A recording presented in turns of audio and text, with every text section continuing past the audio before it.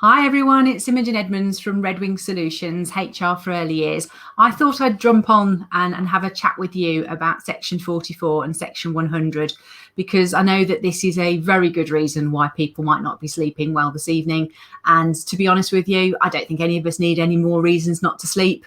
So I wanted to cross this one off your list of ones that you don't really need to worry about because you will know what to do if it was to happen to you. So what's really happening? Well, at the moment, you will have seen that a piece of legislation that's been around for a long time. I'm going to show it you now. It's something I can bring up on the screen. Let's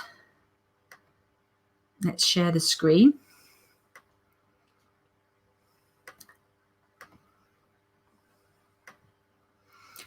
Section 44 of the Employment Rights Act. So this is the Employment Rights Act of 1996, been around a while.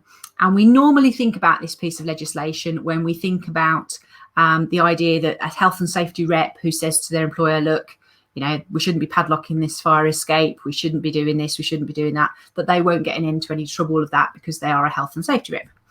But we do have Section 44D, which is highlighted here on the screen, which is in circumstances of danger, which the employee reasonably believed to be serious and imminent, which he could not reasonably be expected to avert, he left or proposed to leave, or while the danger persisted, refused to return to the place of work. So the key things I want to draw out of this sentence for you are the employee has to reasonably believe something. And that's no more complicated than that sounds, or no more simpler than that sounds. It's just that the employee had to reasonably believe it. If you don't believe it, I'm afraid that's immaterial. It's whether the employee reasonably believed it. So it's quite easy for the employee to prove that one. And particularly in relation to the notion of it being serious and imminent. Do I think imminency is as strong as serious? Probably not. But serious is definitely how we're all told to treat COVID-19. So I think we probably could easily argue that we do think there is a serious danger presented by COVID-19. You only have to look at the restrictions that we're under in different parts of the country, the closure of primary schools in different parts of the country, the delay of children returning to high school, all the restrictions that are going on. The fact that James has gone to meet a girl and can only meet her in the park, that is all, signs, shall we say, that things are quite serious out there.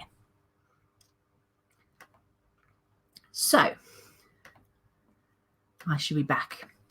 Do I think that what's going to happen is that people are going to be approaching their employers in the morning and coming to them with Section 44 letters? I think some will. I think what you've read in the media today, what you've seen on the television, on the news, is the unions talking about their members being advised that it's not safe for them to go back to school as primary teachers. So what's happening is the unions are suggesting to their members to use these letters to persuade the government to close primary schools across England. Now, that may or may not work. I think if it was going to work as a letter, I think it probably would have done this morning when there was an opportunity for government to say, as of this morning, we've made a decision. Do I think they'll probably let that happen into next week and then see what happens? Quite possibly. They're probably seeing who's going to move first. We're going to get lots of these letters with head teachers, or is it just going to be a question of the unions are putting their members under pressure? Because a lot of teachers will want to teach and won't want to be handing in this letter to their head teacher. What I do think might happen in some schools is that the union rep for that school will provide a bundle of letters to that head, and there will be absent teachers, which by default can then close a school. We talked about this before, didn't we? This idea of you can have closure via the front door, you're told to close, and then closure via the back door, which is that you end up closing because you haven't got enough staff to run your setting, whether it be an educational school or an educational setting, safely. So it can happen for one or two reasons. What do I think will happen in nurseries tomorrow? Well, you're not unionised in the sense that you don't recognise unions, but do I think some people will be members of the unions and have a copy of that letter in their inbox to use? Yes. Do I think some people will have just copied it off the internet? Yes. I think there might be people who are writing a letter for you tonight, or their loved ones are, not wanting them to go to work tomorrow. So, as we saw from the legislation, Section 44 says that you can either refuse to go to work, or when you're at work, if you think you're in serious imminent danger, you can leave work and not suffer a detriment.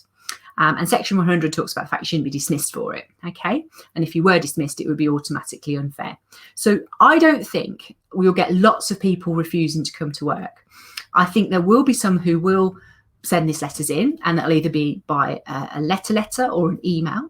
And I think they will say to you that they perhaps can do some work from home, or they really feel they want to stress to you what they feel that is the reason why they believe themselves to be in serious and imminent danger. So these letters could be quite long. So I think you might get them. And if you did get them, don't panic. What do we do when our employees write to us with a complaint? Well, if they do, we often have a grievance meeting, don't we? So this is what we're going to do in this situation. We're going to call the employee for a grievance meeting under your grievance procedures. So you're going to invite them perhaps by Zoom or by Teams, or perhaps as a socially distanced meeting, to meet with you to discuss their grievance. And their letter can be the structure for that grievance meeting, can't it? And you're going to explore with them, obviously, why they feel the way they do, what else they'd like you to know, the reasons behind it, what they would like to see happen by raising the grievance. And you're going to spend time going through all of your COVID secure protocols, your risk assessments, your procedures that you've got in place, how parents have to be in the next county when they hand over the children, how you don't allow suppliers, visitors, dogs on your site, all the other things that you've put in place, you will go through with your employee. You will make sure that they understand and ideally have copies of in their hand of everything you've put in place to keep them safe.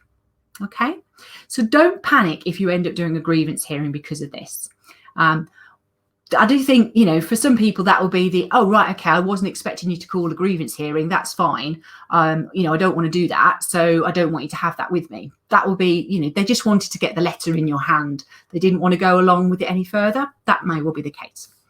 So after you've had your grievance hearing, if you can't agree for them to return to work or for them to work from home, what they're going to be expecting is to be paid.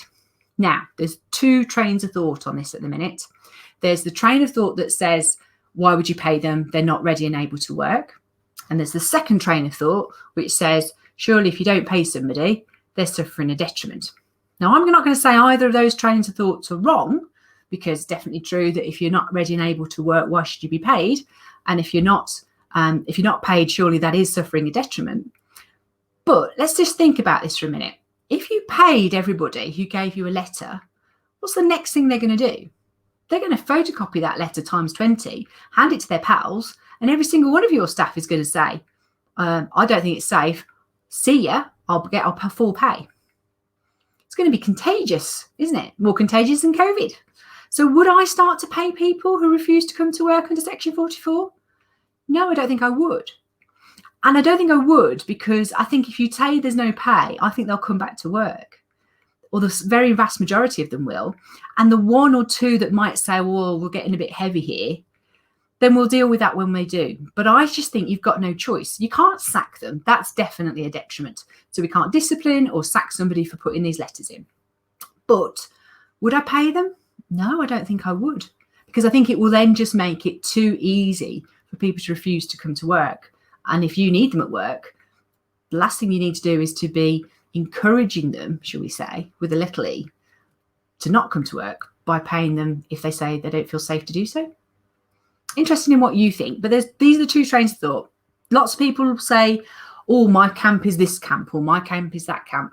I think, my camp is definitely the view that you can't pay people. And yes, we might well have somebody who quits, claims constructive dismissal and takes it further. And we have to argue that the actions of their actions to refuse to come to work meant that why would they be entitled to pay because they weren't ready and able for work? Difficult. But let's see what they do.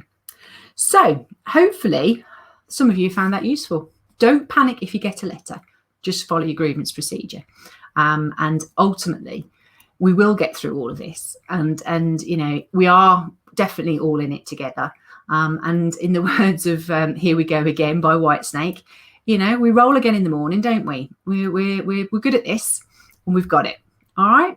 So if you need anything, you know where Red Wing is. You know how to get hold of us. We'll be opening the offices at 9 o'clock tomorrow morning and we're ready for you. See you soon. Bye.